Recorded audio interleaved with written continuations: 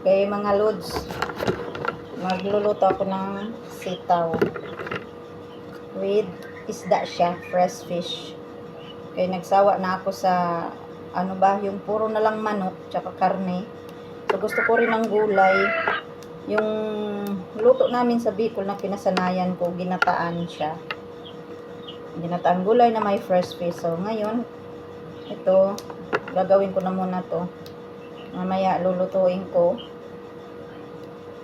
So, i-continue ko to mamaya na paggawa. Kaya maglilinis pa rin naman ako ng bahay. Tsaka medyo maaga pa para mananghalian. Gagawin ko muna to ngayon. Ibabad ko siya sa tubig para matanggal yung mga ano ba, dumi niya o fertilizer kasi syempre basta gulay may fertilizer yan para hindi maano ng mga uod. Saka sigurado may fertilizer pala yung ano pampataba, pesticides pesticide saka fertilizer. Tanggal yung lahat ng mga chemicals ba. Tapos ibababad ko siya guys, hindi lang sa tubig na may bicarbonate of soda. Try nyo guys, sa halip na yung mga binibili na fit ba yun, panghugas sa fruits and vegetables na nabibili sa market. Hindi natin alam kung may ano, hindi naman sa paninira, pero mas better nang gamitin nyo guys bicarbonate of soda. Hindi yung mahal na ano, na baking soda. Mayroon namang mura, yung mga nasa sako, bang malaking sako. May mga ano. Hindi yung nandyan na brand, may mga pangalan na nasa karton lang o nasa box ba. Kasi mas mahal na yun. Ang ginagamit namin dito is yung nasa sako siya na bicarbonate of soda. Ang ganda guys, kahit sa kaldero. Paglinis ng kaldero, talagang as in, akala mo laging bago yung kaldero ko. Mga kaibigan ko pag nagpunta dito, nakita nila ang kaldero ko. Ang linis daw. Kasi, yan. Dahil sa bicarbonate of soda. At ito, yan ang ginagamit namin dito kapag nagtugas ako ng prutas. Bababad ko muna sila sa tubig with bicarbonate of soda mga 30 minutes. Ang ganda guys, makita nyo ang kinis, makinang yung gulay na hinugasan at prutas.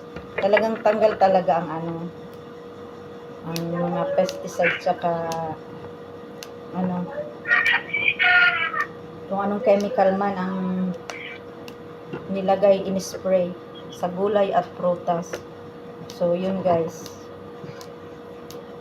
yan, mamadaliin ko na to kasi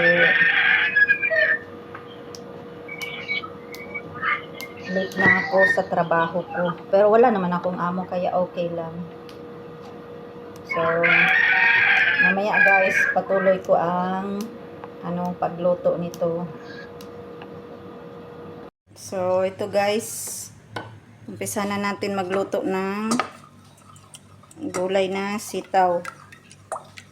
Sabi ko kanina magugulay ako ng sitaw. Ayan.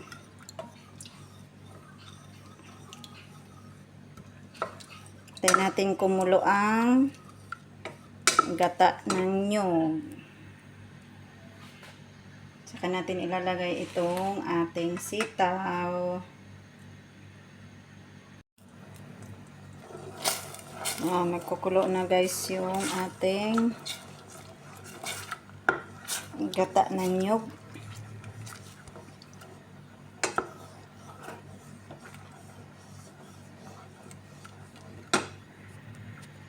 Ilagay na natin ang ating, ano to? Bakit ito mayroon dito? Okay, ay, yung ano. Yan.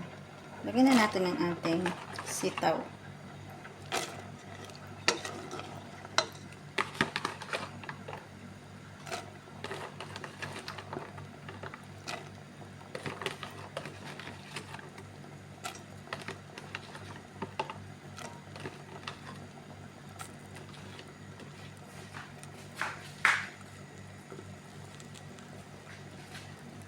At At ang ihahalo ko po sa kanya guys is yung fresh fish.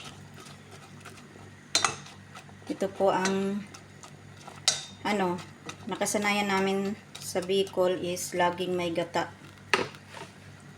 Ano po, yan po. At ito ang ihahalo natin. Yan. Binili ko yan kahapon sa Kabayan Store. Yung 1 dinar.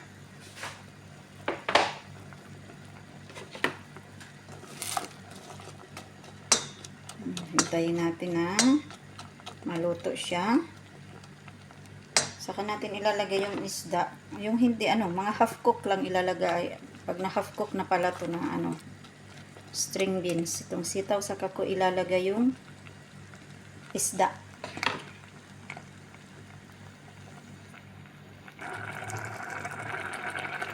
Yan, malapit na siyang maluto. Kaya ilalagay ko na itong isda. Yan.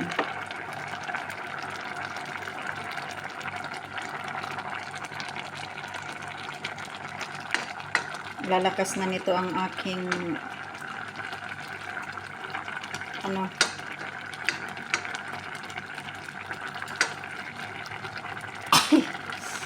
ang aking resistensya. Kasi nakapagluto na ng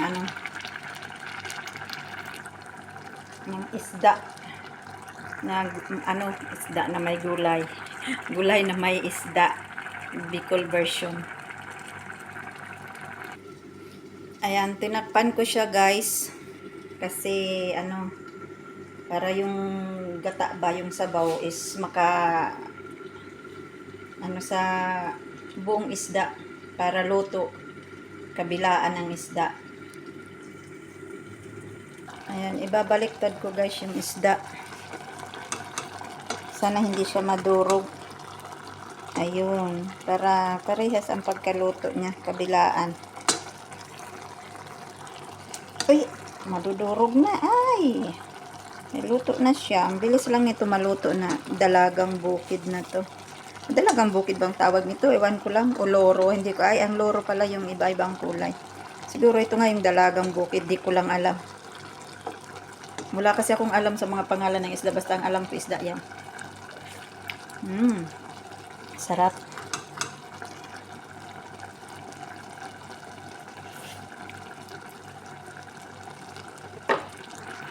Dagdagan ko ng konting asin. Kaya kulang yung asin. Pero luto na siya guys. Anong ko lang siya ng konting sabaw. So, mas gusto ko yung may sabaw kasi tipid sa ulam. Basta may sabaw, solve na.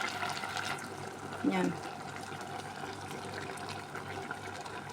So, ayan guys. Luto na ang ating gulay.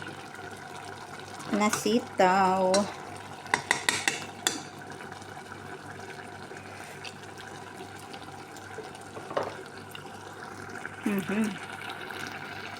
Parang wala akong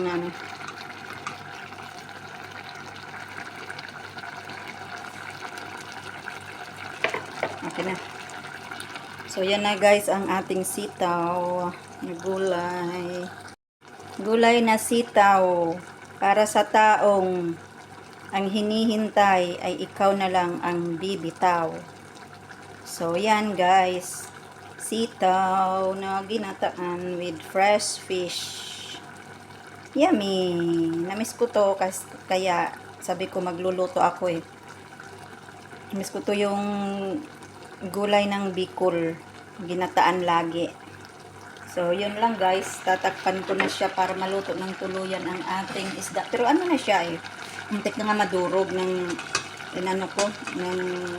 binaliktad ko. Kaya luto na siya. So, yun lang guys.